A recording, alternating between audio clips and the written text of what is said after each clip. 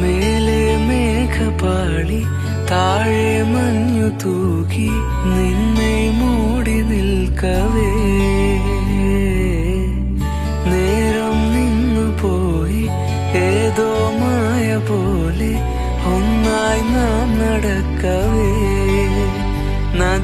നദിയിന്നോളങ്ങൾ കാണാത്ത കൊലുസുകളാൽ കാറ്റിൻ സാരംഗി മൂളുന്നു മധുരിതമായി നിനക്കു വേണ്ടി പ്രപഞ്ചമേ വിരിഞ്ഞു നിൽക്കയായി ആരോമൽ പൂവു പോലെന്നിൽ പൂത്ത പെണ്ണെ പേര് ചൊല്ലും